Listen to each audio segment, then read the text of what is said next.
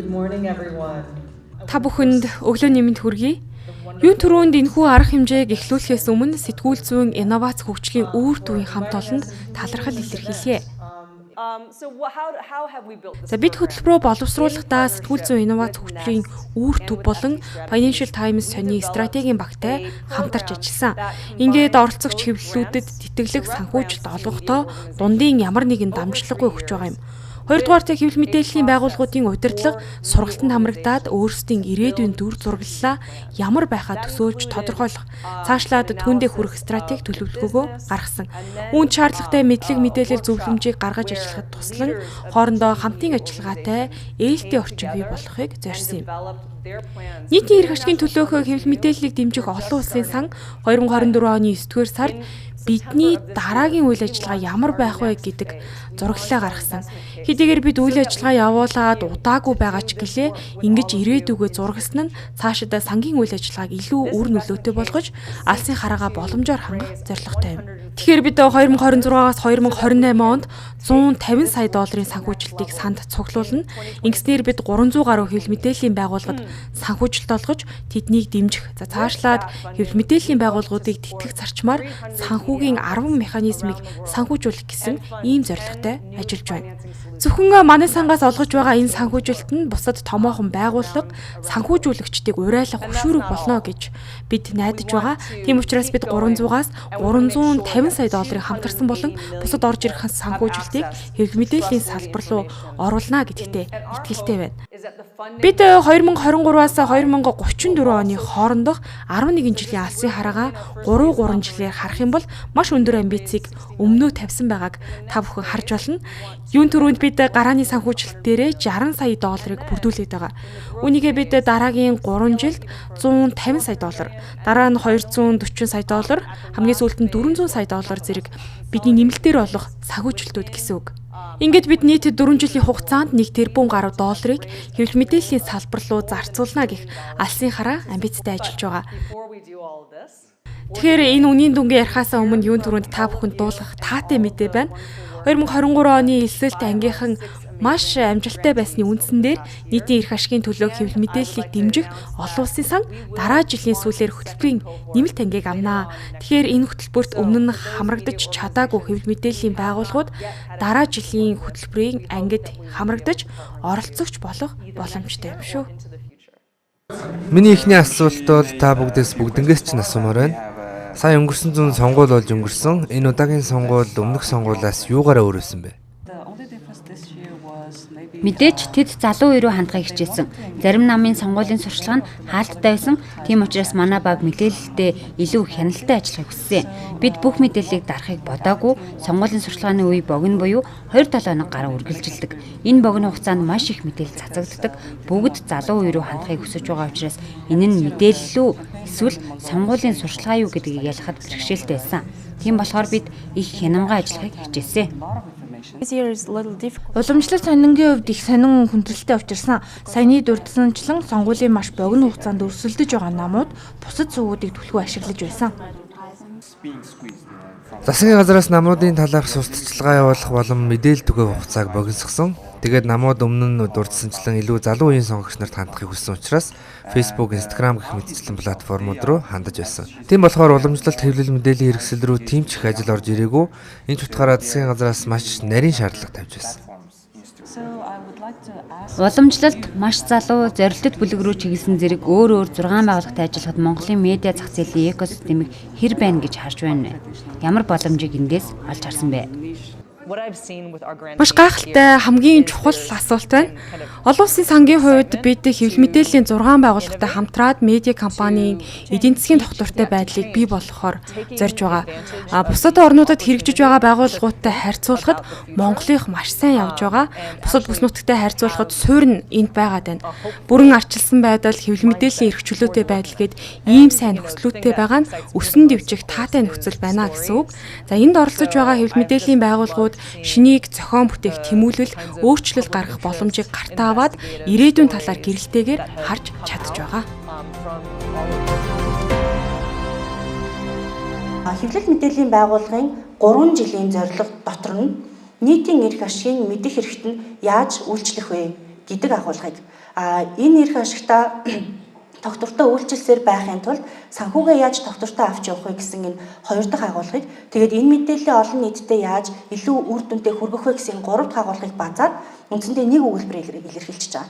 Тэгэхээр арга зүйн маань доошоогоо задраад яах вэ гэхэлэр өнөөдөр энэ 3 жилийн дараах магадгүй би Монголын хамгийн хөөрхөн өсгөх болно гэдэг зорилгыг биелүүлэхийн тулд өнөөдөр 2024 оны 11 сарын 21-нд би юу хийвэл 3 жилийн дараа ингэж үржигцээр байгаад энэ үр дүндээ хүрэх вэ гэдгээр нь арга зүйгээр нь хэмжигдэх механизмуудтайгаар нь маш нарийн төлөвлөсөн арга зүй гэсэн үг.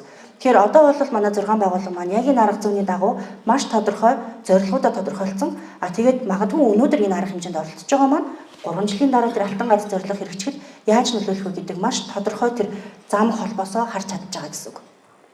За тэрний дараагаар бол одоо өнөөдөр хэдүүл хөтөлбөрийнхөө нээлтийг хийж байна. За 2023-аас 26 оны хугацаанд бол 3 жил хэрэгжиж байгаа. Тэр хөтөлбөр маань бол хэрэгжээд 1 жил болсныхоо дараа нээлтийг хийж байгаа. Та бүхэнтэй бас үр дүнгээ хуваалцъя гэж бодсных.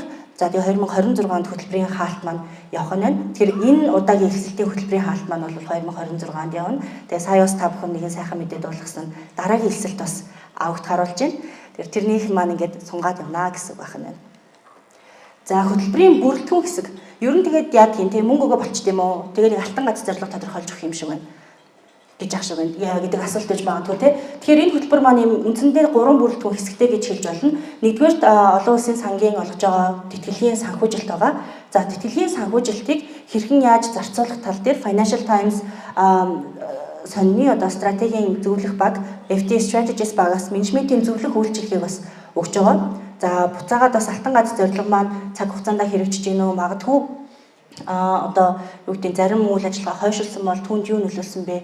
Энэ асуудлыг бид нар яаж шийдэх вэ гэдэг тогтмол ингээд зөвлөгөө бас өгөөд явж байгаа. Манай байгууллагын хувьд бол менторшип болон одоо цаг үеийн зөвлөгөө бас Монгол улс дахь менежмент тэгээд тодорхой зарим асуудлаар сургалтуудыг ингээд ороод 3 талын оролцоотойгоор ийм бүрэлдэхүүн хэсгүүдтэй хэрэгжиж байгаа. Ийм хөтөлбөр юм байна. За тэгээд ерөнхийдөө нэг ийм нөхөд нэг жил ямар ч байсан нэг анги болоод явлаа. Тэгээд бидний хувьд бол зорж байгаа нэг зүйл маань бол за хэвлэл мэдээллийн салбарт бид нар яг нэг зорилгын төлөө хамтдаа ажиллаж байгаа хүмүүс юм байна. Мэдээж манай салбарт бол өрсөлдөөн байх хэрэгтэй. Гэхдээ ийм улаан цусан далаа биш те илүү цэнхэр бие биентэйгээ хамтдаа хөгждөг ийм далай байх хэрэгтэй юм байна. Яг тэр бидний өрсөлдөгч нь хэдийгээр бид нар бие биетэйгээ эрүүл өрсөлдөөнийг хийх ёстой боловч бид нар яг жинхэнэ өрсөлдөгч бол магадгүй олон нийтийн сошиал медиа платформуд ч юм уу тий бусад төрлийн entertainment за зарим талаараа Netflix ч байх. Тэгэхээр тэднэрт алдаад байгаа нөгөө хэрэглэгчдийн цагаа буцаагаад яаж бид нар олж авах вэ? Хүмүүсийг яаж буцаага мэдээ нийтлэл сэтгүүл зүйн контент уншдаг болгох вэ гэдэг дээр бид нар хамтдаа ажиллахаас өөр аргагүй. Тэгэхээр яг энэ хэд маань бид нар нийлээд ямар ч нэг community буюу одоо хотол зоныг бий болгохыг зорж байгаа. Ер нь бол эхнээсээ бий болчихсон бид нар харилцан хамтдаа суралцаад бие бинийгээ дэмжиж манайх сошиал медиагаа нэг хөгжүүлэх гэсэн чинь ийм асуудал гараад танах тэрэн дээрээс сайн штэ тий энийг яаж хийдгийг одоо рилийг яаж хийдгийг ньюслетер яаж бичиж байгаа. Ийм ярианууд одоо бидний донд хамтдаа бас олон өрнөж байгаа цаашдаа ч илүү олон өрнөх бах. Тэгээд энэ community маань улам илүү томроод бас цаашаа явах болов гэж найдаж байна. За хүлээлтж байгаа гол үр дүнгуудээ бас энэ ч товчхон дурдчихъя. За энэ 3 жилийн хөтөлбөрийн үр дүнд байгууллага болгон маань мэдээж яг тодорхой хэмжээний тодорхой алтан гац зорилгоодыг тавьсан байж байгаа. За тэр дунд яг орцууд нь ер нь юу байгаад байгаа юм бэ гэдэг талаас нь харах юм бол нэгдүгээр орлогын сувгийн төрөлжилт аль нэг орлогын их сурвалжаас санхүүжүүлэгчийн хүсвэрээс хэд хамааралтай байх байдлыг бууруулах. Энэ маань өөрөө буцаагаад редакцийн нийтлэлийн бодлогын хараат бус байдалд маш чухал нөлөөтэй тий. Тэгэхээр заахан онлын хувьд бол бид нэг их сурвалжаас орж ирэх орлогын хэмжээг байгууллагын нийт орлогын нэг 25-30%-аас хэтрэхгүй байвал зохимжтой гэж үздэг байгаа. За эргэх холбоогоо сайжруулах буюу уншигчид, үзэгчид танаа мэдээллийг хэрэглэж байгаа хүмүүстэй яаж илүү сайн эргэх холбоотой байх вэ? Тэр хүмүүсийн яг хүсэж байгаа юмыг нь бид нар яаж өгөх вэ? За редакцийн хурлууд дээр сайн нийтлэл бичвэл хүмүүс уншин штэ. Чи сайн л бич, юмаа сайн хий гэж ярьдаг байсан тий. Гэтэл миний сайн одоо хин гэдгийг өөр тэр миний үйлчлэлгээд байгаа иргэн дондог гийн хувьд хэрэгцээг нь хангаж чадчихэв нүггүй юу гэдэг тэр асуудал маань одоо хамгийн чухал болж ирж байна. За тэгээд үйл ажиллагааныхаа үр дүнгээ хэмжиж оновчлох энэ дээр технологийн илүү нөгөө нэг нарийн хэмжигдэхүүнүүдийг гаргаж ирэх тий. Тухайлх юм бол одоо манай вебсайтн дээр байгаа нэг миний сайн гэж тодорхойлж байгаа нийтлэлийн бүтэн уншиж дуусгад магадгүй 5 минут зарцуулахаар байсан бол хүмүүс 30 секундын дараа гараа авчижээ. Тэгээ буцаж манай вебсайт руу орж ирсэн юм уу, орж ирээгүй юм уу гэд. Энэ олон төрлийн датануудыг ашигласны үр дүнд хэрэглэгчтэйгээ харьцах харилцаагаа улам бүр сайжруулж хэрэглэгчтэй илүү үнцэнтэй мэдээлэл өгөх гэдэг. За стандарт нэвтрүүлж байгаа. За бидний хувьд бол энэ олон улсын сэтгүүл зүйн ихтгэлцлийн сан ажиллага гэдэг стандарт дээрээс нэлээд төвлөрч ажиллаж байгаа манай зууны мэдээ саний хамт олон манаас Монгол улсаас энэхүү стандартыг авсан одоо баталгаажлалт шаардлагыг хангасан гэх юм уу, аудитэд ороод шаардлагыг хангасан анхны өдөр тутмын сонин болсон байгаа даа. Тэгэхээр JTI стандарт гэхээр зүгээр л нэг үйл ажиллагаагаа сайжруулаад байгаа зүйл биш. Үндсэндээ хуурамч мэдээлэл цахим орчинд байгаа гэдгийг бид нар бүгдээрээ мэдж байгаа тийм. Тэгэхээр тэр хуурамч мэдээллээс чанартай мэдээллийг таних боломжийг нь буцаад нөгөө уншигчид олгох гээд байгаа зорилготой стандарт юм байна. Тэгэхээр бид нар хуурамч мэдээлэл байдаг гэж ярьсаар байгаад хүмүүсийг нэг талаасаа мэдээлэл сайхан айдас руу ороход нөлөөлж байгаа тийм. Нөлөөлж байж болох талтай. Тэгэхээр JTI стандартын хувьд бол тэгвэл хаана би итгэж болохоор мэдээллийг олж авах боломжтой юм бэ гэдэг зүйлийг нь танихад зориулсан юм стандарт байгаа да. Тэгээ Монголд бол нэлээд бас идэвхтэйгээр явж байгаа. Одоогийн байдлаар 2 байгууллага энэхүү стандартыг шаардлагыг хангацсан явж байгаа. Өөр бас нөгөө анкетын шатанд явж байгаа хэд хэдэн байгууллагууд бас байгаа да. Тэгэхээр энэхүү стандартыг хангаснараа бол одоо интернетийн хайлтын илэрцэд танаа сайтын контент илүү урагшаага харагдах ч гэдэг юм уу тий. За тэгээ зарим талаараа хангалттай олон байгууллагууд гарч ирсний дараагаар бол ер нь хувийн хвшлийн аж ахуй нэгжүүд ч гэсэндээ тодорхой хэмжээнд яг JTI стандартын баталгаажуулалтыг авсан гэх нь хайшаа. Гэхдээ ёс зүйн хэм хэмжээнд нь магадгүй нийцдэг хэвлэл мэдээллийн байгууллагуудад бид нар бас санхүүжилт өгөөд зар сурталчилгаагаа нийтлүүлмээр байна гэдэг ийм одоо нөхцөл байдал руу орох болов гэж бид нараас хүсэж байгаа. Одоо юу гэдгийг бидний мэдих нэр хүндтэй томоохон компаниуд за заримын төлөөлөлнүүд энд ээжж магадгүй шар мэдээ түгээдэг сайт дээр яг үндэ баннерыг нь бид нар харахаар бас л жоох ичмээр байдаг шүү дээ тий. Тэгэхээр магадгүй тэр хувийн хвшлийн байгууллагуудад маань ч гэсэндээ баннер сурталчилгаа мэдээлэл нийтэд одоо өөрсдийнхөө үйл ажиллагаагаа сурталчилгахад итгэж болох хэвлэл мэдээллийн байгууллага танихтны хүртэл энэ стандарт нь чухал. Үүрэгтэй учраас ямар ч байсан дотоод үйл ажиллагаанаас эхлээд гадагшаа харагдах нийт итгэлийг хүлээх зүйлсээр бид нар стандартын шаардлагыг нэвтрүүлэх дээр хамтарч ажиллаж байгаа. Тэгээд энэ стандарт маань буцаагаад бас компани байгууллагын дотоод засаглалыг сайжруулах зүйлстэйгээ уялдаад явна. За стандартаас гадуур ч гэсэндээ засаглал сайжруулахтай холбоотой ажлуудыг бид нараас тодорхой хэмжээнд хийгээд явж байгаа. За тэгээд нэг том бүрэлдэхүүн бол технологийн шинжилгээ хийх гэдэг. Ийм үндсэн бүрэлдэхүүн одоо гол үр дүнгуудыг бид нар хүсэж явж байгаа. Lemon Press-ийн хувьд, Item-ийн хувьд, Graph-ийн хувьд тэ сүүлийн 1 жилийн хугацаанд та нарт мэдрэгдсэн танаа байгууллагад яг хөтөлбөрийн хүрээнд гарсан хамгийн том өөрчлөлт юу байсан бэ? Яг 1-2-ыг хэлээч. За болдоос эхэлчихье. За сайн бацхан Lemon Press бол өнгөрсөн 4 жилийн хугацаанд илүү нийш буюу санхүү хөрөнгө оруулалт бизнесийн чиглэлд бол үйл ажиллагаа явуулдаг. Email newsletter бол Монголдо нутагшуулж байгаа анхдагч медиануудын нэг.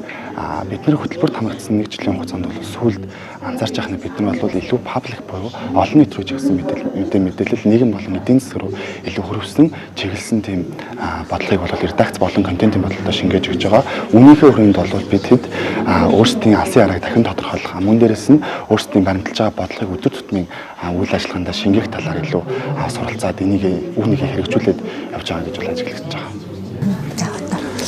За манай тухайд бол юу гэдэг жоохон хүн сэдвэр бичдэг төрлөх тийм эдийн засаг улс төр голчлон бичдэг.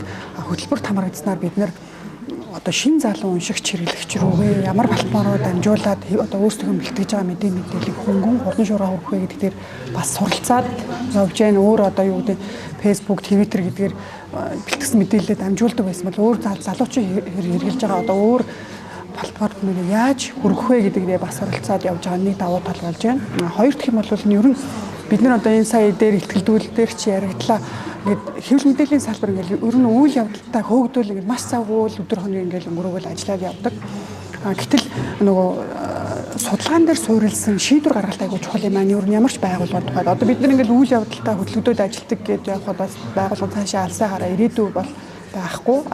Тийм учраас одоо өөрсдөө бэлтгэж байгаа контентийг ямар төвшөнд үзэж байна, хэдийн насны хүмүүс үзэж байна, аль одоо сошиал платформыг илүү хүнд хүрээд байгаа вэ гэдэг судалгаагаа хийгээд судалгаан дээрээ суурилсан үр дүн гаргах нь байгууллагын цаашдын одоо үйл ажиллагаанд хамгийн чухал юм байна гэдгийг бас ойлгоод ер нь хэрэгжүүлээл явъя гэж явж байна.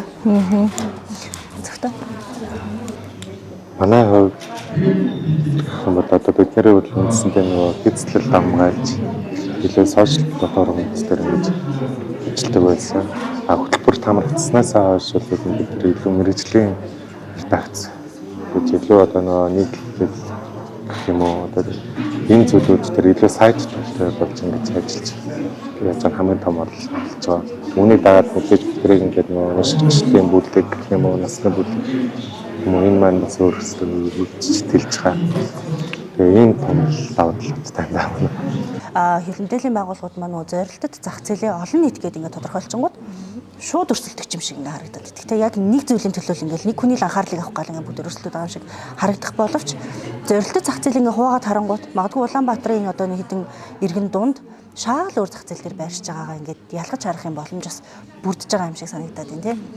Тэгэхээр за Lemon Press дээр яг та хэдэд бас тодруулмаар юм байж магадгүй Lemon Press дээр саяны нөгөөний хариултаас сонсож байхад бол өмнө нь яг юм хөрөнгийн зах зээл дээр ингээд илүү төвлөрсөн те үйл явдалтай холбоотой ч гэдэм үү өрнөлттэй холбоотой мэдээллүүд ингээд гардаг байсан бол зорилгодоо тусгаснаар ч гэсэндээ нийтийн эрх ашигтай холбоотой одоо санхүүгийн сахилга баттай холбоотой ч гэдэм үү засаглалыг сайжруулахтай холбоотой агуулгууд руу илүү бас нөгөө анхаарна гэж төлөвлөж исэн. Тэр маань ч гэсэн яг нэг уншигчийн хувьд надад зөвлөлийн нэг жилийн хугацаанд бас анзаарчихсан. Тэгэхээр яг энэ зорилгодоо та хэд маань одоо хэрэгжүүлэхийн тулд хэрхэн яаж ажиллаж гин яг нөгөө магадгүй хөрөнгийн зах зээл төвцөө оруулсан байгаа ч гэдэм үү банкнд хадгаламж эзэмшдэг иргэдийн эрх ашигыг хамгаалах чиглэлээр танай нийтлэлийн бодлого ер нь яаж хөрвж байгаа вэ? За нийтлэлийн бодлогын хувьд бол бид нар би яг үүндээ редакцийн бодлогыг бол төлөөлж ирэх юм биш ч гэсэндээ бид илүү нөгөө хараат бус хэвлэл мэдээллийн байгууллага гэдэг рүү чиглэж байгаа. Үүнийх хүрээнд бид ч гэсэн хэдийгээр алтан ганц зорилгын хүрээнд бид нийтийн эрх ашиг хамгаалахын төлөө гэсэн боловч үндсэн хүрээндээ бид мөн дээрээс нь санхүү болон хөрөнгө оруулалт хувьцаа эзэмшлийн бас эрхийг хамгаалах түүнтэй холбоотой мэдээлэл бэлтгэх одоо зорилгын хүрээнд бол мөн ажиллаж байгаа. За тэгээд хэрвээ бид хэдийн нөгөө тохиомл болон нийтлэл мэдээллийг уншдаг байх юм бол манай бичиж байгаа мэдээлэл өдөр тутмын шинжлэгдээд цаашдын зорж байгаа алсын хараач гэсэндээ шинжлэгдэж байгаа манай одоо мэдээний агуулгаас бол харах боломжтой. Миний хувьд бас тэр ногдол ашигынхаа өдрийг зарлая гэдэг аяасан шүү дээ. Би нэг хувьцаа эзэмшдгүүлтэй. Гэхдээ нэг юм өмнө нь магадгүй надад миний өмнөөс ингээд би өөрөө магадгүй хөрөнгөний зах зээлийг хангалттай сайн ойлгохгүй байгаа учраас би тийшээгээ орохоос ингээ имийгээд байсан чинь миний өмнөөс Lemon Press ингээд намайг хохироохгүй байх юм шиг юм сэтгэл төрөө нэрээ энийг чи сонирхоод үзмээр юм уу ч гэдэм. Тийм бодлоос төрж исэн. Тэгэхээр цаашдаа ч гэсэндээ уншигчтай илүү тийм миний дуу хоолой болж байгаа гэдэг тэр мэдрэмжийг төрүүлэх чиглэлээс та хэд маань хичээнгүйл ажиллаж байгаа их баяртай. Алтан ганц гэж яригадаад байгаа. Ер нь бид цаашдаа бизнесийнхаа байгууллагын өсөлтөх чадварыг яаж нэмэгдүүлэх вэ? Илүү яаж тэр сэтгүүл зүүн зарчим энийг илүү сайн хангаж ажиллах вэ гэдэг энэ чиглэлээр өөрсдийнхөө зорилгыг бол тодорхойлсон байгаа. Энэ манай байгууллагын 3 жилийн зорилго. Энэ зорилгыг түүний ярьсан бидэд Financial Strategies байгууллагатай хамтарч юм гаргасан байгаа. За 20 жилийн яваараа бид цаг хугацаа оруулахын тулд ингэж тавьсан. 3 жилийн хугацаатай хөтөлбөр маань хэрэгжинэ. Тэгээ 3 жилийн хугацаанд NTV маань 20% цэвэр ашигтай цахим орчинд 100 сая иргэх холбоотой технологиор тэргүүлэгч мэрэгжлийн медиа болно гэдгийг зорилго тавьсан. Оронжоор тодорхойлсон бол илүү тийм цаашаа задраад явж байгаа юм санаанууд байгаа. За 20 жил гэдэг нь бол цаг хугацааг бид хэлж байгаа. Төрөүний бас Дуяагийн тайлбарлан дээр гарч байна. Олон улсын түвшинд медиа байгууллагуудын цэвэр ашигын маржин 23% гэж гарч байгаа шиг байна. Одоо манайхны 6-7% орчим байгаа. NTV бол ашигтай ажилладаг. Жид болгон ашиг нь бол борлуулалтын ордог юм өсөөр явдаг. Гэхдээ тэр хувьд бол 6-7% орчим хувьтай байна. Тэгэхээр бидний хувьд бол 20% буюу нэлээд тийм агрессивний өснөө гэдэг ийм санхүүгийн хувьд зорилго тавьж байгаа. За тэр 100 сая гэдгийн цаана бол ерөөд одондоо хандлттай холбоотой ийм ухагтуунуудыг бид нар цааталт навж үзэж байгаа. За мэрэгжлийн гэдгийн цааталт бол нэг үүдээ тодорхойлох ёстой байсан учраас нууршиж болохгүй очоод байсан. Тэгээ мэрэгжлийн гэдгийн цааталт бол бид нар ерөнхийдөө сэтгүүл зүй гэдэг юм аа тавьж үзэж байгаа гэсэн үг. Нөгөө итгэж бодлох медиа байна, мэрэгжлийн байна, хараат бус байна, баталгаатай байна гэдэг энэ юмнуудыг бид нар тэг мэрэгжлийн гэдэг үгний цааталт ерөнхийдөө томьёолж ингэж авч үзсэн. За ингээд яг саяны байгаа юмнуудыг ингээд аваад үзэх юм бол яг мэдээж нийтийн эрх ашиг хангасан олон нийтийн мэдх эрхийг хангадаг медиа байхын тулд хамгийн чухал зүйл сэтгүүл зүйн дээр суурь зарчимнууд байх ёстой гэдэг бодож байгаа. Тэр юм нь хангагдж магадгүй NTV телевиз өрсөлдөх чадвартай байна гэж бид нар дүгнсэн бодсон. Тэгээд бидний хамгийн орой дээр буюу хамгийн дээдлийн эрх ашиг бол нийтийн эрх ашиг гэдэг зүйлийг бид нар тавих хэрэгтэй байна. Энэ нэмийг NTV-тэй хангаж чадах юм бол өрсөлдөхөөс урт хугацаанд доктортой медиа компани байж чадна гэдэг зүйлийг бид нар гаргаж тавьсан. Тэгвэл гурванжийнхаа оройд бид нар нийтийн эрх ашиг гэдэг зүйлийг тавьж байгаа. Нийтийн эрх ашиг гэдэг зүйлийг хангахын тулд бизнесийн хувьд энэ өөрөө доктортой байх хэрэгтэй гэдэг зарчим заавал байх хэрэгтэй. Бизнесийн хувьд, санхүүгийн хувьд, хүний нөөцийн хувьд, байгууллагын соёлын хувьд докторгүй бол бидэд 1000 сайхан юм докторгүй болчих жоохоо. Тэгэхээр энэ юмны суурь нь бол бизнесийн доктортой байдал гэдэг зүйлийг бидэд авч үзэж байгаа. За энэ хоёрыг холбож байгаа буюу голын хэсэгт нь контенттой холбоотой зүйлүүд орж ирнэ гэж ингэж томьёолж авсан. Тэгэхээр ерөнхийдөө бидний түрүүний ярьдаг зорилго болон цаашаа хийх ажлууд ерөнхийдөө дандаа ингэж 3 хуваагдаж яваад байгаа. Яг нийтийн эрх ашиг гэдэг юм санхүүгийн болон бизнесийн доктортой үйл ажиллагаа энэ хоёрыг хооронд нь холбож байгаа контент буюу хүртээмж гэдэг энэ 3 юмыг л бид нар сайжруулах хэрэгтэй байна гэдэг ийм төлөвлөгөө юмыг бидэд гаргаад ажиллаж байгаа. За одоо би жоохон нөгөө тийм практик гэдэг юм манай дээр яг хийгдсэн байгаа. Саяны ярьсан тэр 3 том зорилго, 9 дэд зорилгын хүрээнд бид нар ер нь яг энэ төслийн хүрээнд төслийн дэмжлэгтэйгээр ямар ажлууд хийгдсэн юм бэ гэдгийг товчхон та бүхэнд бас танилцуулъя гэж бодсон. За хамгийн том ажил бол манай дээр энэ ажил хийгдэж байгаа. Түрүүн би дурдсан манай NTV телевизийн мэдээний хэсэг дээр огт автоматжуулах байдгүй байсан. Магадгүй та хэдийн ч гэсэн олон редакторууд гэж өгдөг баг. Мэдээгээ би нэргээ Facebook-ийн чатаар шийддэг ч юм уу те. Ер нь ингээд бүх юм тийм гар ажиллагаатай байсан бол манай дээр яг олон улсын түвшинд ашиглагддаг мэдээний автоматжуулалтын систем нэвтэрсэн байж байгаа. Яг одоо бид нар арай ашиглаж эхлэегүй байна. Дөнгөж саяхан одоо гадны мэргэжлүүд нь сургалтуудаа ороод дууссан. Одоо бид ингээд нэг туршилтын шатанда яваад байгаа. Тэгэхээр магадгүй бид сая үр дүн дараагийн жил дээр илүү гарцсан байх гэдэг санаа нь одоо шил энэ үнтэй нэвтэрсэн байгаа. Гэхдээ бид энийг арай ашиглаж эхлэегүй байгаа. Тэгэхээр магадгүй дараа жил бол бид нар ашигласан чинь ийм байна гэдгийг магадгүй яриад зогсож байна гэсэн үг. За энэ системийг дагаад манай дээр архивын, лейаутын, дотоод IT-ийн гэдэг юм ингээд ер нь техниктэй холбоотой дэд бүтц юм бүр бүтэн шинжилгээ шаардлага гарсан. Ер нь энэ ажлууд бүтэн хийгдсэн байж байгаа. За энэ дээр яг энэ манай системийн нийлүүлсэн газрын тоо байгаа.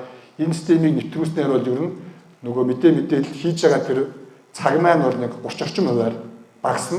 Цаг ашиглах бүтээмж маань 30 орчим хувиар сайжирна.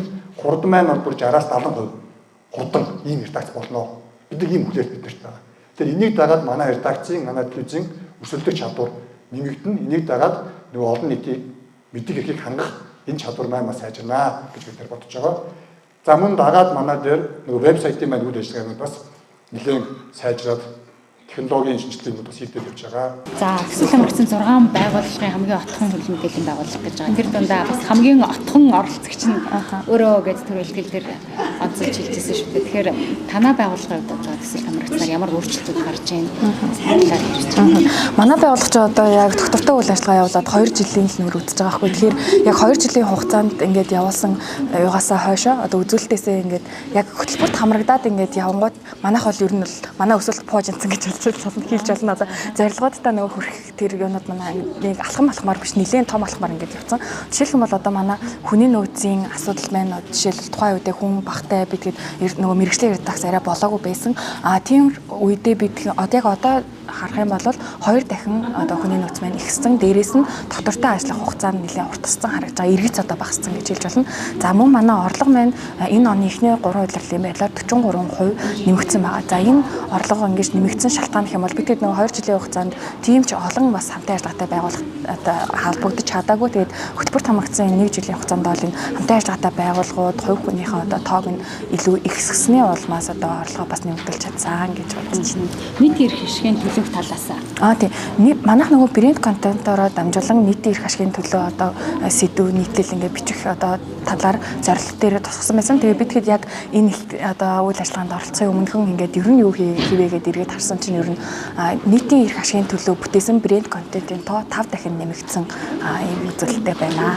За тэгээд нөгөө нэг манайх ч нөгөө хамгийн отхон байгууллага гэдэг утгаараа та бүхэн бол нэлээд олон жил ингээд үйл ажиллагаа явуулсан салбарын бас тэргүүлэгч байгаа штэ. Тэгээд бас та бүхэнд ингээд хэдийн ингээд тогтцсон редакцийн хувьд ямархуу өөрчлөлт гарсан бол гэж их нэлээд сонирхсан л та. Бид нар төсөл хамрагдаад зорилтоо тодорхойлохдоо гол тодорхойлсон зүйлүүд бол автоматжуулалт эмоцлог байдлыг нэвтрүүлэх гэсэн том зорилтойсэн баггүй.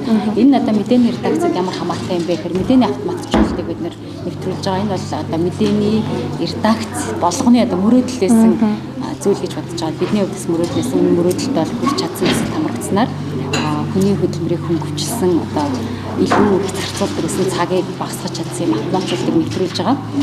Жишээлбэл одоо график хийхэд бид нар нэлээд цаг зарцуулдаг гэсэн одоо тоо өгөглөө өгөхөд энэ графикийг хийнэ гэж сонгоход тэр график шууд автоматар хийгдэх нэ. Гэх мэт одоо маш олон тийм давуу талыг шингээсэн автоматжуулалтыг бид нар нэвтрүүлж байгаа. Одоохон боловсролтын шатандаа явж байна. За сэтгүүл зүйн талаасаа гэвэл бид нар нийтийн гишүүн төлөө ингээд өдөр тутам ажилладаг. Гэхдээ бид нар нөгөө үр дүнд хүртэл нэрээс тууштай байж үзээгүй юм шиг санагдсан. Энэ салбарын дутагдал тэр юм билээ. Тэгэхээр бид нар тодорхой сэдвүүдээр тогтоод үр дүнд хүртэл яваад үзье гэдгээр тодорхойлсон. Ингээ 3 сэдв ихний жил тодорхойлоод явсан. Оны эхнээс оны сүүл хүртэл явхад бол 2-ын өдрөөр шийдлээ олж эхэлж байгаа байхгүй. Тэгэхээр энэ бол бас хамрагдсны үр бид нар цаашдаа бас утагшуулах хэрэгтэй арга барил юм байна гэдгийг харж байгаа. Тэгвэл мэдээний хэмжээ үйл явдалтай хөтөлбөртэй шуурал дамжуулаад өнгөрчдөг. Тэр оронд асуудал шийдэлгүй хөлтөд идэг гэсэн юм лээ. Та бас нөгөө хоёр сэдв дээр жишээлбэл одоо шийдлээ олж ийн гэж хэлж штэ. Тэрний нэг нь одоо олон нийтэд хэлэх боломжтой бол хэлвэл ямар сэдв юу байсан юм бол нийтлэл байсан юм бол. Тийм нийт тамаатай сэдвэлтэй нууц биш нэг бид нар 3 сэдв сонгож авсан. Цэцэрлэгийн хөвгтэй хоолны төсвийг мэдүүлээ. Улсын сургуулийн, ерөнхий боловсролын сургуулийн завсарлагын цагийг одоо хөдөлмөрийн боломжтой хэмжээнд сунгая. 3 дахь нь бол угаалгын газруудад сарлсан нэртэйг нэмэгдүүлэх гэсэн 3 сэдв сонгож авсан. Тэгээд оны ихэнд 2475 төгрөгийн төсөвтэй байсан цэцэрлэгийн хөвгтэй хоолны мөнгө одоо 4000 болсон байгаа. Тэгээд эргээд одоо хоолнд нь ямар өөрчлөлт гарсан байнаагаас сурвалжлахаар хоол мөнгө алгадаад эхэлж байгаа юм л да. Шимт чанар нь нэмэгдээд арай баялаг орцтой болж эхэлсэн мөлий. Энэ бол бас ирээдүйдээ хийж байгаа бидний том хөрөнгө оруулалт байх гэж бодож байгаа талаасаа нүүл ирээдүйн иргэний дэхэд одоо бидний үзүүлж чадж байгаа мөрөглөө тийм. Тийм төсөл тамрагсараас нөгөө нөлөөлөл яаж үзүүлэх вэ гэдээ бас бид нарт хэмжих хэрэгтэй тийм. Хичээл заасан шүү дээ тийм. Тэрний хүрээнд сурч авсан юм альва асуудлыг шийдэлт өгөхөнд бол бид нар одоо албан тушаалтнуудтай уулзаад нөлөөлөл үзүүлээд явуулж болох юм байлаа гэдгийг бас ойлгож байгаа юм л та. 26 он гэхэд бол 26-ны төсөл энэ хөтөлбөрийг хаахад бид бүхэн одоо 40 мянган удаагийн хандив цогдуулна. Энэ хандив гэж юу вэ гэхээр манайх одоо сайт руу ороод үзэх юм бол QR код байгаа. За манай дээр сайтын одоо танилцуулга ширээн дээр бас манай QR код байгаа. Энэ QR кодыг уншуулад манай сайтад 100 төгрөгч байсан хамаагүй 100 сая байсан ч хамаагүй өгөөрэй. За мэдээж бид бүхэн та бүхэн өгсөн тэрхүү мөнгийг юунд ашигласан бэ гэдгээ эргэж мэдээлнэ. За хамгийн гол нь энэний үндсэн одоо санаа нь юу гэхээр бид бүхэн одоо санхүүгийнхээ тодорхой хувийг иргэдээсээ авчих юм бол ядчил муу юм хийхгүй, буруу юм хийхгүй. Бид чи иргэдээсээ хариуцлагатай гэдэг мэдрэмжийг авах гэж бид хүн бодож энэхүү концепцийг гаргасан байгаа. За тэгээд мэдээж орлогын хувьд ингээд нэг тоо тавьсан. Одоо хөрнө гэж зориод ингээд явж байна. За бид бүхэн хөтөлбөрт хамрагдаад бүр хамгийн одоо пуужингаар өссөн. Манай сайтын хувьд бол үнэхээр пуужиндж өссөн байгаа. За юу вэ гэхээр хүний нөөц бол 2 дахин нэмэгдсэн. Тухайн үедээ бид бүхэн яг редакц болох гээд явж исэн үедээ ингээд энэ бүхэн нэг хамрагдсан байгаа. За орлого бол эхний 3 удирлын байдлаар 43%-аар өссөн. За энэ юу гэсэн үг вэ гэхээр бүтэн 1 жилийн өмнөх жилийн орлогоосоо бид бүхэн 43%-аар эхний 3 удирлын байдлаар нэмэгдчихэд явж байна. За мөн одоо сард нийтлдэг дундаж контентын тоо 3 дахин нэмэгдсэн. За мөн сард нийтлдэг дундаж брэнд контентын тоо бол 5 дахин нэмэгдсэн. Энэ юу гэсэн үг вэ гэхээр 5 дахин нэмэгдсэн энэ үзүүлэлт бол нийтийн эрх ашигын төлөө хийж байгаа тэр контентын гаргалт маань 5 дахин нэмэгдэжээд байна. Тэр хэмжээгээр бид бүхэн хүрэх ёстой хүмүүст нь хүрэх ёстой мэдээллийг хүргэж байна гэж ойлгож байна. За манайх нөгөө хөтөлбөрт хамрагдсны дараахан сайтаа шинжилсэн байгаа. Тэгээд сайтын шинжилтээс үүдээд нэг сардаа нэг 4,000-аас 5,000 ингээд дундаж уншилттай байгаа. Мэдээж энийг бол өсгөх зорилтыг бид бүхэн алтан ганцаараа тавьсан байгаа. За ингээд сошиалын сарын дундаж хандлт нь 1.5 сая байдгаараа онцлогтой.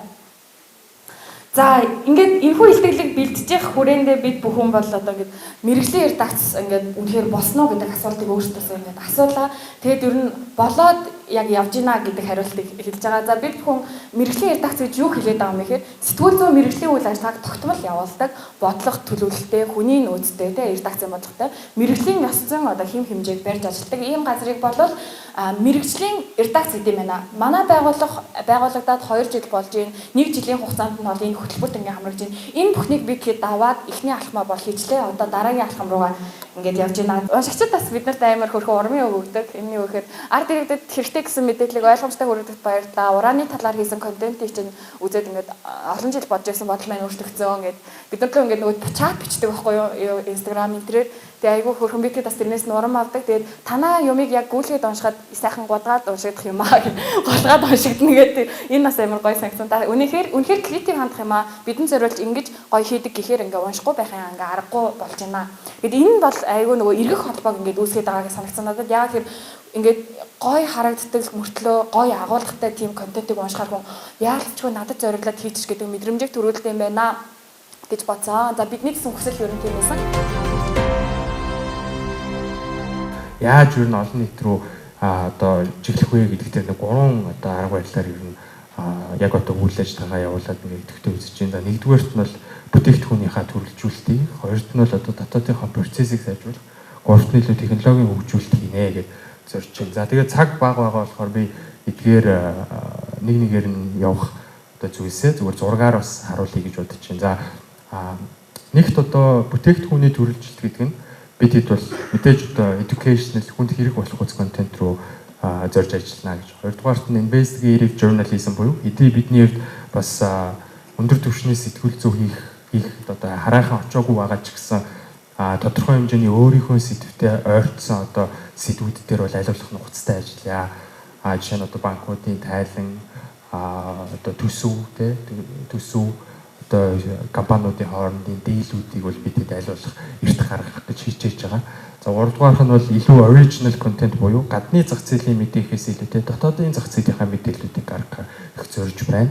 За 4 дугаарт нь илүү хүний одоо харилцаа орсон.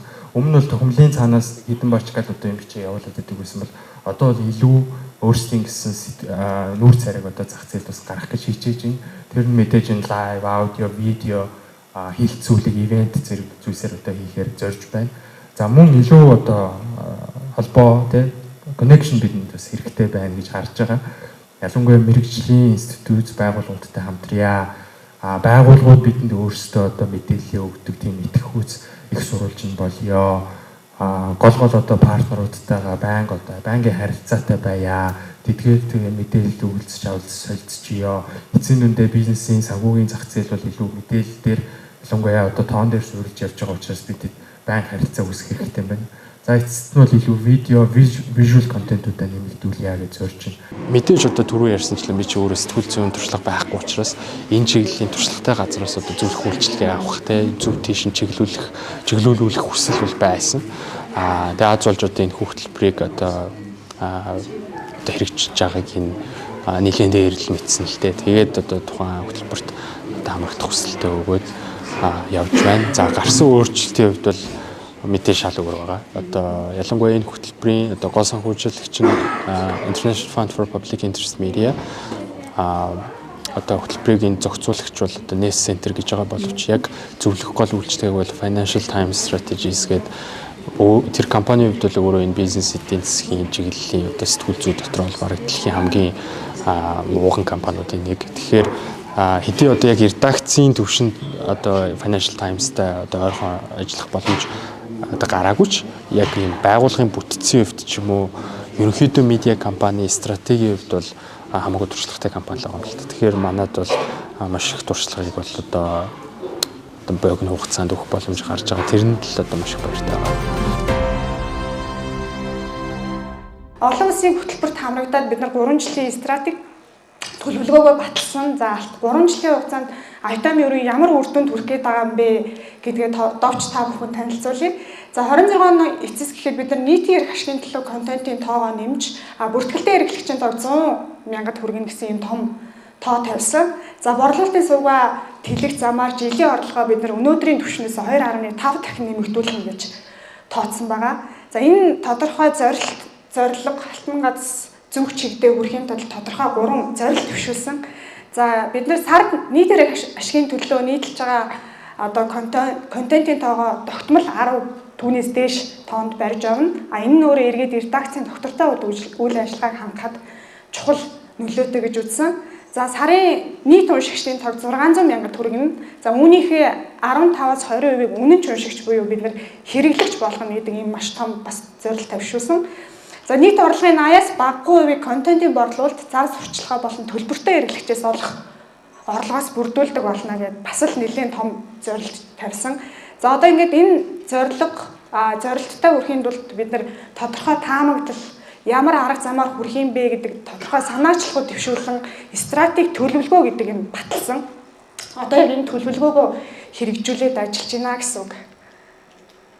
За энэ төлөвлөгөө бид нар өнгөрсөн онд бид нар төлөвлөгөөгөө батлаад одоо бараг 1 жил болж байгаа. Тэгэхээр энэ 1 жилийн хугацаанд ер нь ямар хөө үр дүн гарваа гэд эргээд бид нар ингээд энэ слайдыг бэлтгэж байхдаа энэ тоонуудыг гаргасан. За өнөөдрийн байдлаар бидний гүйцэтгэл бол 34.9% явж байна. Тэгэхээр 3 жилийн одоо төлөвлөгөөний гүйцэтгэл 30 гаруйаас дээшээ гарсан хэрэг яг боломжийн дүнтэй байна гэж харж байгаа. За нийтийн эрх ашигыг хамгаалсан контентын тоо жилийн өмнөхөөс бид нар 50%-аар нэмэгдүүлсэн байна. За нийт контентын дундаж уншилтын хугацаа бид нар хөтөлбөр эхлэхэд 42 секунд байсан. Тэгвэл өнөөдөр 55 секунд болж бас тодорхой хэмжээний ахиц гарсан байна. За орлогын төрөлжилтөнд анхаарч санхүүгийн орлого бол 30 гаруй хувиар өссөн байна. За бид нар үйл ажиллагаа, за контентын одоо хамрах хүрээгээ байнгын үр нөлөөг нь хэмжих гэж хичээж байгаа. За уншигчтайгаа эрэг холбоог сайжруулж эхэлсэн энэ төслийн бас хамрагдсан гол зүйл байгаа. За маань сайтын үед энэ 9 жилийн хугацаанд 3 удаа технологийн шинжилгээ хийсэн. Тодорхой үе шаттайгаар эхний 15 онд бид нар сайтаа нээхдээ тодорхой нэг темплейт ашиглаад ингээд сайт байгуулж ирсэн бол тэр нэг 2-3 жилийн настай байсан. Тэгэхээр дахиад уламжлалт эрүүдээр суурилсан вебсайт бичүүлээд 2018 онд ашиглалтанд оруулж ирсэн. Ингээ 2023 онд бид нар технологийн асуудалтай нүүр тулсан учраас уламжлалт сервисээс татгалзаад бид нар Amazon-д бүртгэлтэй одоо үүлэн технологи суурилсан юм Монголын анхны одоо сервергүй сайт гэдэг юм сайт болсон. Тэгэхээр өнөөдөр яг энгийнээр хэлэх юм бол одоо item.mn гэдэг сайт руу нэгэн зэрэг олон сая уншигч хандхад ямар нэгэн технологийн саатлахгүй болж байна л гэсэн үг. За сайтаа шинжилгээтэй холбоотойгоор ерөнхийдөө мэдээний сэдв төрөлжилтийг нэлээд өргөн хүрээнд тодорхойлж ингээд шинэ өнгө төрхтэйгээр бас хийж эхэлсэн. За дуусандаа бид нар аппликейшнтай бас болсон. Яа аппликейшнтай болсон гэхээр ерөнхийдөө item руу хандж байгаа нийт хэрэглэгчдийн 83.5% гар утаснаас хандж ирсэн болохоор ер нь аппликейшнтай болох нь хэрэглэгчээ бодсон зөв шийдэл юм байна гэдэг үгээс бид аппликейшнтай болсон байгаа. Тэгээ аппликейшнтай болсны бас нэг давуу тал нь бид нар аппликейшнаараа дамжуулаад уншигчаа хэрэглэгчээр бүтгэх системийг илүү боловсронгүй болгосон. Тэгээд уншигчид ерөнхийдөө өөрийнхөө сонирхсон хүссэн сэдвээ дагаад яг тэр чиглэлийн контент авах боломж нөхцөл өрн илүү хангаж ажиллаж байгаа. Сонины одоо уншигчдын тоо жил ирэх бүр буурч байна гэдэг бол Монголд дээгүү дэлхийд яригдж байгаа юм асуудалтай. Гэхдээ эсвэргээрээ бас яг сонины ой баясан үед байгаа шүү дээ, тийм. Сонин яг мандаж хийдтэй. Одоо мэдээллийн хамгийн анхны сурвалж болсон гоё үе байгаа. Түрүүний одоо энэ мэдээллээр одоо сонины соёлын тэр гоё юмыг бас алдагдуулах гад ч юм уу, тийм. Тийм хандлагч бас байдаг. Тэгэхээр яг ингээд нэг сонин дурлах те сонин яагаад гоё байд юм гэдэг тэр одоо зүйлийг хүмүүст одоо та тайлбарлах юм бол өөрөө одоо сонин таваас удаан ажилласан хүний хувьд тэр талаас нь яриач гэж хүсэж байна. Хоёрдугаар одоо сонин цахим болоод цаасан гараа бас давхар яваад сонины соёлыг ахиж эргүүлэн авчрах те сониныг одоо өнөөгийн нийгэм дахиж эргэж танилцуулах одоо энэ ажлуудыг та хэд хийж байгаа учраас бас өөдрөг төсөөлөл юу байна гэдэг өөдрөг юм явуулаа гэж бодлоо. За баярлалаа. Юун түрүүнд амжилттай төслийн нээлттэй хэлээ тийм ээ зургуулад. Тэгэхээр сонин унших гэдэг бол өөрөө ер нь бол соёл те олон жилийн түүхтэй энэ соёл байгаа. Сүүлийн үед яг сошиал платформын их төрөлтөөр сонин уншилт бол багассан. Захиалагчид болоод уншигчдын тоо буурж байгаа. Энэ бол зөвхөн Монголд болж байгаа үйл явдал бол биш те. Дэлхийн олон улсад олон том одоо хэвлэлүүд энэ бас бэрхшээлийг даван туулсан. Бидний төсөлд хамрагдсанаар бас энэ бэрхшээлээ даван туулаад өнөөдөр цаасан болон цахим сонин хамтдаа ингээд илүү их олон уншигчтай болоод явж байгаа жишээг Financial Times-аас одоо сонссон тийм ээ. Тэгэхээр яг тэр жишгээр бид нар бас энэ 100-ны мэдээ гэдэг үндэсний өдөр тутмын сониныг илүү олон жил уншигч захиалагчтай байлгах, илүү олон уншигчтай байлгах хамгийн гол нь одоо нэр хүндтэй, одоо үнэт зүйлтэй ийм сонин байгаасай гэж ингэж зорж ажиллаж байгаа. Тэгэхээр ер нь бол нөгөө соёлтой хүний өглөө сонин уншихаас эхлэн энэ гэл нэг тийм урдны өгнүүд байдаг те. Яг тэр шиг ер нь бол сонин гэдэг бол гарт баригдаад одоо сонины шинэхэн сонины үнэр гэж ярьдаг сонин ажилтдаг хүмүүстэй. Тэгэхээр тэр үнэрийг үнэртэй гэх юм уу одоо шинэ мэдээллийг хараад ингээд суухал одоо унших соёлын хамгийн чухал зүйл. Тэгээ сонин уншсан бол олон талын мэдээлэлтэй байна. Бүх талын их сурвалжууд сонин дээр бичигдсэн байдаг учраас сонин унших бол үнэхээр сайхан тата зүйл байдгаа. Тэгэхээр одоо мэдээллийг зөвхөн сошиалаас авч байгаагаа мэдээллийг бүрэн авч ийн гэж бити бодосоо тий. Олон уншигч сонингоо уншуулах нь биднэрт чухал. Гэхдээ энэс илүү чухал зүйл нь бол 100-ны мэдээ сонинг унших нь баримттай, нотлохоотой жинхэнэ их сурвалж шүү. Энэ бол одоо үн цэнтэй хэвлэл шүү гэдгийг илүү олон хүн одоо ойлгосоо л гэж ингэж хүсэж байна. Танахаас асуух асуулт мэдээж маш олон байгаа надад. Гэхдээ хамгийн гол онцлог гоё зүйл бол танаа UB Live сайт залуучуудад зориулсан контентийг их хийдэг. Залуу уншигчтай байдаг нь бол маш хатаархмаар байдаг л та. Тэгээ сонио уншдаг хүмүүс голцоо одоо ингээ насны хувьд бол арай одоо нас нь бол арай залуучууд арай хүрдгүү гэхүү тийм байдаг учраас тэгээд танах яаж одоо энэ залуучуудыг одоо өөрсөндөө уншигчаа байлгаж татаж чадчихна тийм та энэ бодлогоо одоо бид нартай хуваалцаач. Түрүүн хэлсэнчлэн залуучууд бол одоо эхлээд бол сонин уншдаггүй телевиз үзэхэ боллоо гэж ярьж байсан бол одоо яг мэдээллийн сайтуудыг ч гэсэн уншихаа болоод те яг амьдралын хэв маягт нь бол орон зай төдийлөн бага эзэлж байна те. Энэ нөхцөлөд бид нар яах юм бэ гэдэг бол бид нар ч гэсэн асуудал одоо ч гэсэн бид нар залуучуудаа яаж илүү олноор татах уу гэдгээр асуулт тавиад хариултыг нь олоход ажиллаж байна л та. За тэгээд бидний хамгийн эхлээд барьсан одоо гол зүйл юм бол илүү нөгөө өмнө нь бол одоо хэвлэл мэдээлэл бол залуучуудтай хамтдаа ээж аав шиг ханддаг байсан юм болоо багш шиг ч юм уу те нэг дээрээс өчөж энэ хандлагыг эхлээд юм болох хэрэгтэй байна. Тэгээд бид нар мэдээнийхээ найруулга агуулга дээр ч гэсэн илүү татна. Тэрийг гэхдээ харан шинтэй өгөх хэрэгтэй юм байна. Зарим үед инээлхэнтэй, зарим үед ингээд хөөрхөн хошигмчтэй, эсвэл зарим хөнгөн зүйлийг яг хөнгөнөөр нь ингээд тайлбарлах гэдэг ч юм уу. Чухал юм дээр мэдээж бас бодлогдсон ярих гэсэн. Өөрийн гэсэн харан шинтэй байхыг залуучууд бас хүсдэг юм шиг одоо тэр авч байгаа мэдээлэл нь одоо мэдээллийн хэрэгслэн ч гэх юм уу те. За энэ дээр бол бид нар болцлон ажилладаг. За дараачийн маань зүйл нь гэх юм бол бид нар залуучуудыг манай контентэд бүтээлцээч гэж урьддаг. Яа одоо манай одоо видео контентууд бидний одоо UB Live сайт дээр хийдэг контентуудын бас 50 орчим хувьд нь бол залуучууд өөрсдөө оролцдог.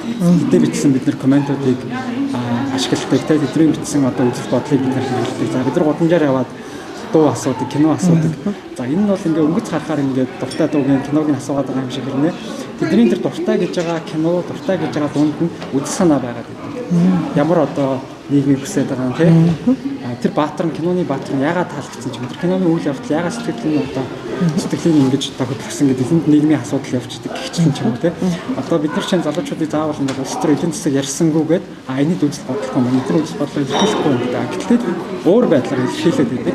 Тэрийг нь бид нэр онд сонсох хэрэгтэй байсан. Тэ энэ бол чиглэлүүдээр бол бид нэр контент хийхдээ контентынхаа төлөвлөгөөг гаргахдаа илүү их бодолцдог. Тийм учраас залуучууд UB Live-тай арай илүү ойрхон, арай илүү татан байдаг болов уу гэж бодсон. Энэ хөтөлбөрт одоо бид нар хамрагдаад хамгийн түрүүнд Алтан гац зорилгоо тодорхойлох гэдэг ийм том даалгавартай тулсан. За энэ бол нэг 25 шиг үг байгаа. Гэхдээ энэ 25 үг бол одоо бидний ирээдүйн 3 жилийг тодорхойлох ийм одоо үгс байгаа.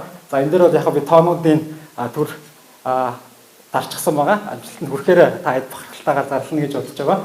За бид нар бол 2026 он гэхэд жилийн орлогоо хэд дахин хэсгээд олон буюу 6 өөр платформоор хүрч дахин хэд дахин илүү хандлттай уншигчдынхаа нөлөө бүхий үнэн ч ихтгэл редакц байна гэж ингэж бид нар алсан Алтан гац зорилгоо тодорхойлсон. За ингэнгүүт бид нар дээр ямархуу асуудлууд болон ямархуу боломжууд одоо байсан бэ гэдэг талаар 3 одоо хэсэгтэр ярих хэрэг гарсан. За нэгдүгürt бол нөөц болон менежментийн тухай бид нарт асуудлууд үүссэн. За нэгдүгürt бид нар санхүүгийн оновчтой менежмент буюу за бид нар хэдийн хэмжээний орлого олоод байгаа тэрийг яаж зарцуулж байгаа гэдэг тэр тооцооллууд дээр бол бид нар дутуу ажиллаж ирсэн. За хүний болон цаг хугацаа санхүүгийн нөөцөө оновчтой хуваарлах гэдэг дээр бол бас бид нар дээр анхаарлын тэмдгүүд жишээ нь гарч ирж ирсэн.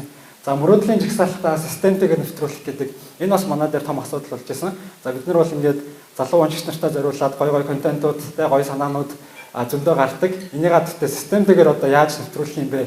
Бүх одоо мөрөөдлөө ингээд хойноос нь хөөж явж байгаад зарим нь алдчихвал яана гэдэг ч юм уу. Энэ бол бид нар дээр сорилт болж ирсэн. За хоёрдугаар хэсэг бол тогтвортой байдал гэдэг айгүй сериусны сонсогч магадгүй гэхдээ манай дээр бол бас яг чухал хэсэг байсан. За бид нар өнгөрсөн хугацааныхаа дата болон мэдээлэл дээр дутуу ажилладаг байсан юм байна.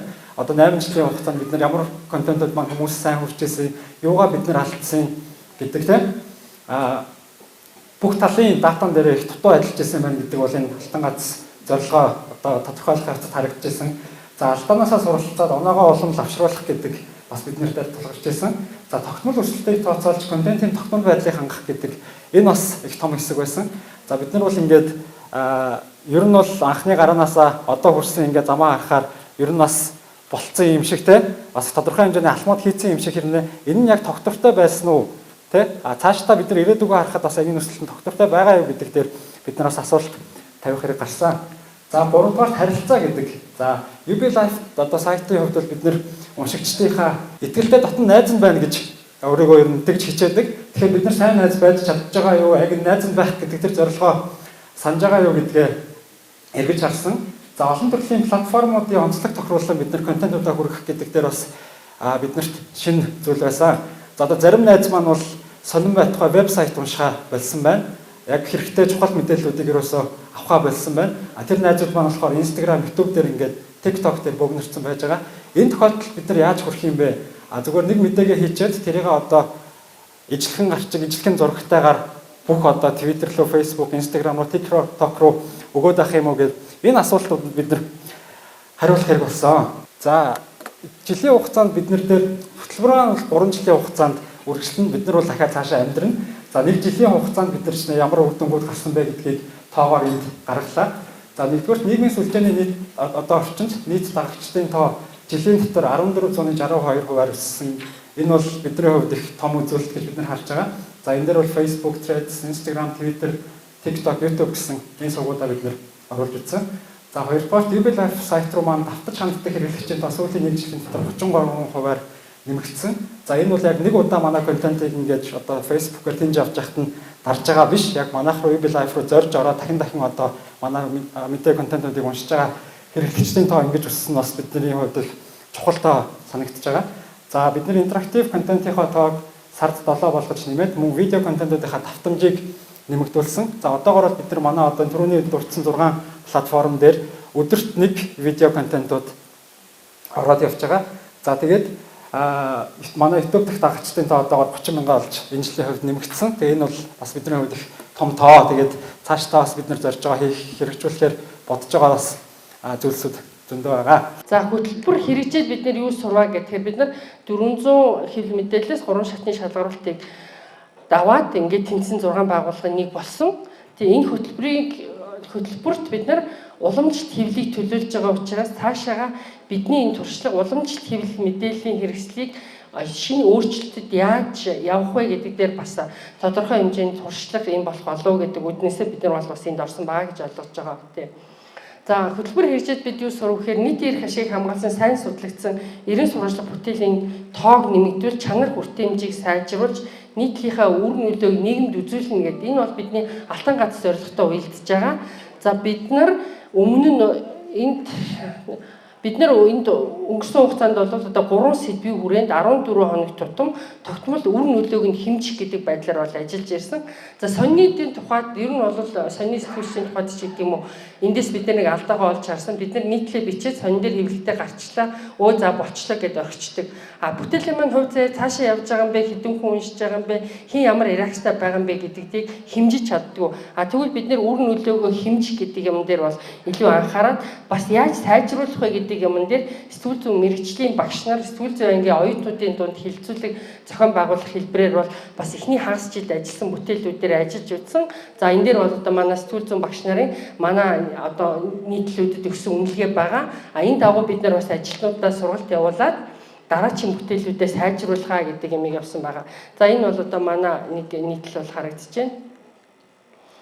За технологийн хоёрдугаар бид нэр технологийн шинжилэл. За зууны мэдээ сонин олон жилийн түүхтэй байгууллага. Гэхдээ технологийн шинжилгээний тухайд бол бид нар үнэхээр одоо энэ орчин үеийн хөгжил дэвшлийг бол гүйцэж харж чадахгүй байсан. Одоо бол бид нар энэ хөтөлбөрийн санхүүжилт дэмжлэгээр бид нар зууны мэдээ сониныг ингээд бүх төрлийн таблет дээр одоо сонин хэлбэрээр нь унших юм боломжийг хангасан вебсайт хийгээд энийгээ хөгжүүлэлтээ хийгээ явж байгаа тий.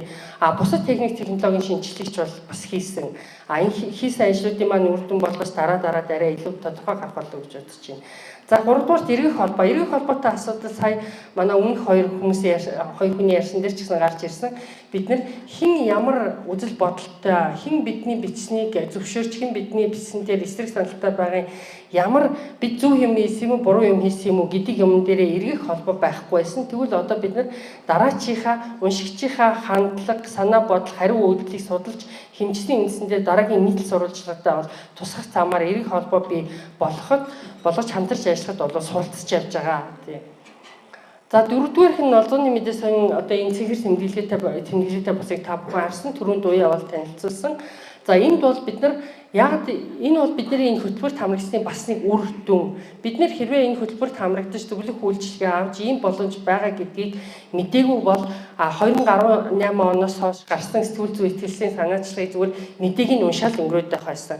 Тэгээ энд бол бид нэр өөрсдийнхөө үйл ажиллагаа үнэхээр бид нар энэ стандартыг хангаж ажиллаж чадж гин үгүй юу гэдгээ одоо энэ рүү гэдгээ энэ GTI-д одоо ихтгэл санаачлагыг нэгдэж энийг хангаж чадж гин үү гэдгээ одоо ядгийн туршиж үзэх болж ийн үү болохгүй байх гэдгийг үзэх юм урам зориг одоо урагшаа алхах юм одоо юу гэдэг юм бид нарт одоо хүч болж өгсөн энэ хөтөлбөр ингээд бол манайхын ихтгэлийн санаачлагад бол нэгдэж одоо энэ стандартыг хэрэгжүүлэгч байгууллага одоо анхны бол хэвлэл мэдээллийн байгууллага болж байгаа. Энд нэгдснээрээ ердөөсөө хамгийн гол нь юу юм бэ гэхээр илүү баталгаа нотлохоо найдвартай мэдээлэл түгээдэг их сурвалж гэдгийг бид нэр баталгаажуулж байгаа. Энэ бид нар бас эхэлж анхдагчаар ингэж одоо зориулж ахлаж үзснээрээ дараагийн Монголын хэвлэл мэдээллийн хэрэгслүүд маань ийм болох боломж, ийм гарц байна шүү. Бид нэр өөрсдийгөө баталгаатай нотлохоотой юм хийдэг гэдгээ баталгаажуулах боломж байна шүү гэдгээ бусдаа бас үлгэрж харуулж байгаа нэг ийм алхам болж байгаа. Одоо эндээ бол бид төрүүлж энийг бол ингэ зориулж хийж чадсандаа бол бид маш баяртай байгаа. За ирээдүйн зураглал гэж байгаа. Уламжлалт хэвлэл мэдээлэл сонины тухайд бол өнөөдөр та бүхэн мэдж байгаа тийм бид нэр ингээд мэдээллийн шуурхай байдал гэдэг ямаараа хин нэгнтэй бусад хэвлэлтэй өрсөлдөнө гэдэг бол үнэхээр маш хүндрэлтэй асуудалтай тийм. Тэгэхээр бид нар давуу тал байгаа. Бид нар илүү сайн нэгтэлж чадчихин, тоймж тайлбарлаж чадчихин, гүнзгий судалж чинь, нийтийн эрх ашигыг хамгаалсан чанартай сайн мэдээлэл мэргэжлийн сэтгүүл зүйн стандартыг хангасан гэдэг ингээд энэ бүх юмнуудаараа бид нэр илүү байгаа энэ юмараа бид нар нийтийн эрх ашигыг хамгаалсан бүтээлүүдээрээ хэрэглэгчдийнхээ олон нийтийнхээ итгэлийг олж авахын төлөө ажиллаж байгаа.